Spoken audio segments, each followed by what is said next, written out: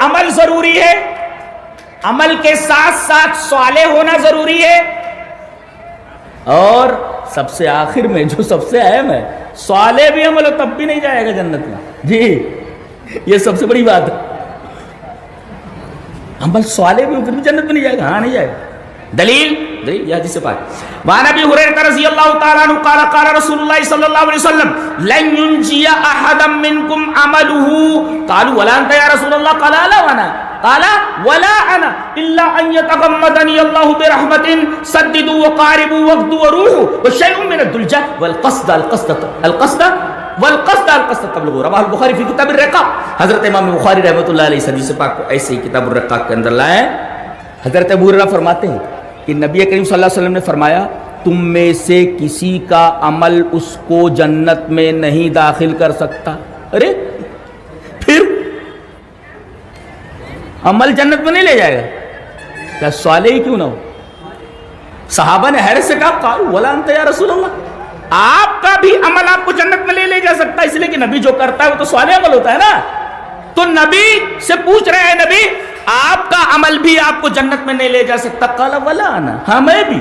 تو الا ان يتغمدني الله برحمة، جب تک اللہ تبارک و تعالیٰ کی رحمت مجھے اپنی آغوش میں نہ لے. اللہ کا رحم سب سے بڑی چیز ہے. لہذا جب دعا مانگو تو اللہ کا رحم مانگو. میرے رب ٹوٹی پھوٹی عبادت ہو گئی ہے، اللہ کی راہ میں تھوڑا یا زیادہ دے دیا ہے، میرے رب اب تیرے رحم کا طالب ہوں، میرے رب اپنے رحم سے چھوٹی موٹی چیز کو قبول کر لے.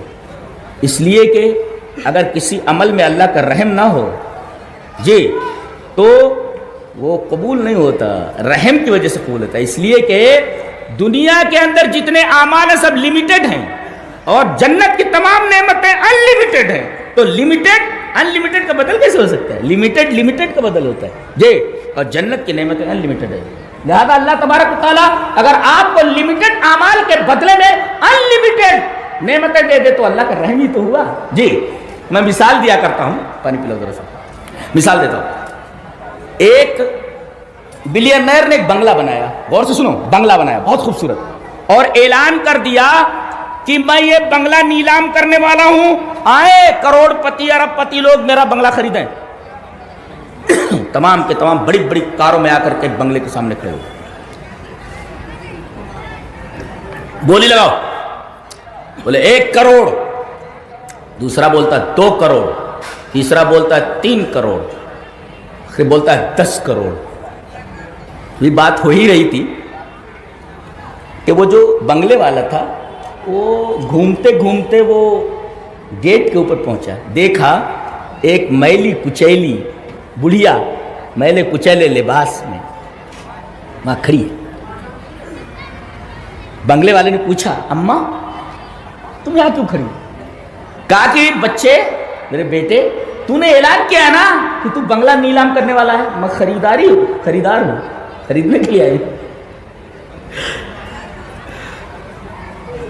بنگلے والا دیکھتا ہے کہ یہ بڑھیا بدن پر سیدھے سے کپڑے نہیں ہیں، یہ میرا بنگلہ خریدنے کے لیے آئی ہے، جس کو خریدنے کے لیے بڑے بڑے کروڑ پتی اور ارب پتی یہاں حاضر ہیں. کہا کہ اماں تمہارے پاس پیسہ کتنا ہے؟ تو اپنا دامن کھولتی ہے میلا کچیلا، کہتی ہے بیٹے 2-3 ہزار روپے ہوں گے، 2-3 ہزار روپے ہوں گے. یہ 2-3 ہزار روپے لے کر کے میرے بیٹے میں تیرا بنگلہ خریدنے کے لیے آیا. تھوڑی دیر وہ کچھ سوچتا ہے، اس کے بعد اعلان کر دیتا ہے کہ تمام کے تمام کروڑ پتی اور ارب پتی لوگ چلے جائیں، میں نے یہ بنگلہ 3 ہزار میں اس بڑھیا کو دے دیا ہے. اللہ، ایسے ہی میرا رب اگر ہمارے ٹوٹے پھوٹے عملوں کو اگر قبول کر لے اور جنت دے دے تو ایسے ہی ہوا نا کہ اس بڑھیا عورت جس کے بدن پر سیدھے سے کپڑے نہیں، 3 ہزار روپے میں اپنا بنگلہ دے دیتا. رحم ہی تو ہے اس کا بنگلے والے کا. ایسے ہی ہمارا رب اگر ہمارے ٹوٹے پھوٹے عملوں کو دیکھ کر ہمیں جنت دے دے تو ایسے ہی ہوا نا کہ ہمارے لمیٹڈ عملوں کے بدلے میں ہمیں انلمیٹڈ نعمتیں دے دی گئی. اور کیسی کیسی نعمتیں معلوم ہے تم سوچ بھی نہیں سکتے. چلیے وہ حدیث دیکھ لیتے ہیں پھر بات کو ختم کرتے ہیں. حدیث اس طرح وعن ابی ہریرہ رضی اللہ تعالی عنہ قال قال رسول اللہ صلی اللہ علیہ وسلم قال اللہ تبارک و تعالی اعددت لعبادی الصالحین ما لا عین رأت ولا اذن سمعت ولا خطر على قلب بشر، رواہ البخاری فی کتاب التوحید۔ حضرت امام بخاری رحمہ اللہ اس حدیث کو ایسے کتاب التوحید کے اندر لایا ہے، اور حدیث قدسی ہے کہ حضرت ابو ہریرہ فرماتے ہیں کہ نبی اکرم صلی اللہ علیہ وسلم نے ارشاد فرمایا کہ اللہ فرماتا ہے، یعنی اگر نبی کہے کہ میں کہتا ہوں تو حدیث ہے، اور نبی فرمایا اللہ کہتا ہے تو حدیث قدسی ہے۔ سند اگر نبی پر رک جائے رفع کے ساتھ تو حدیث ہے، اور اگر نبی سے آگے بڑھ کر اللہ تک سند پہنچ جائے تو حدیث قدسی ہے۔ تو اللہ فرماتا ہے کہ میں نے اپنے صالحین بندوں کے لیے، دیکھو یہاں بھی صالحین کی قید ہے، اعددت لعبادی الصالحین، میں نے اپنے صالحین بندوں کے لیے جنت میں ایسی ایسی نعمتیں تیار کر رکھی ہیں، مالا عین الرات، کسی آنکھ نے دیکھا نہیں، مالا اذن ولا اذن سمعت، کسی کان نے سنا نہیں، ولا خطر علی قلب بشر، آدمی سوچ بھی نہیں سکتا، آدمی کے دل میں خیال بھی نہیں آیا۔ بتاؤ کسی بھی خوبصورت سے خوبصورت شے کو آپ دیکھتے ہیں، چلو آپ نے دیکھا نہیں لیکن سنا تو ہے، سنا بھی نہیں لیکن آپ سوچ تو سکتے ہیں کہ یہ چیز اتنی زیادہ خوبصورت ہو سکتی ہے۔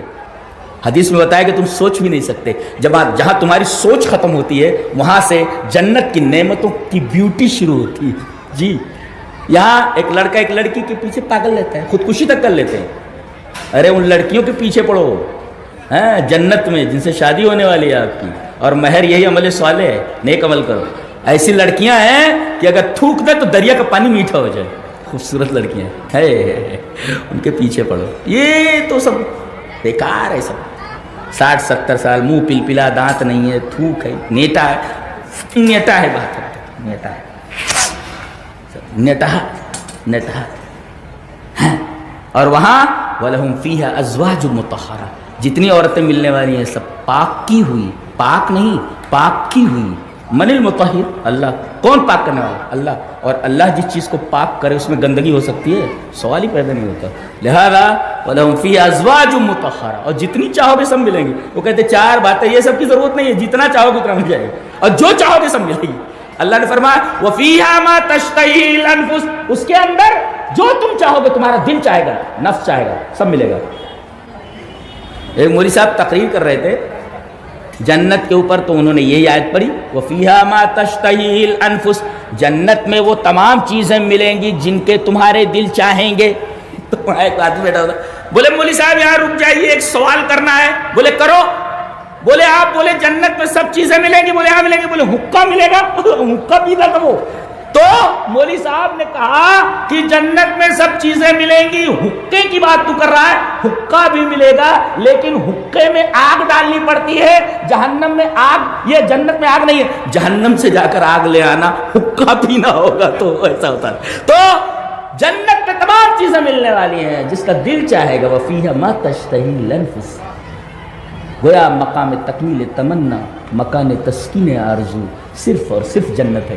اللہ تبارک و تعالی سے دعا ہے کہ اللہ ہمیں عمل صالح کی توفیق عطا فرمائے اور ساتھ میں اپنے رحم کو ملا دے، تاکہ ہمیں لمیٹڈ عملوں کے بدلے میں ان لمیٹڈ نعمتیں حاصل ہوں۔ اللہ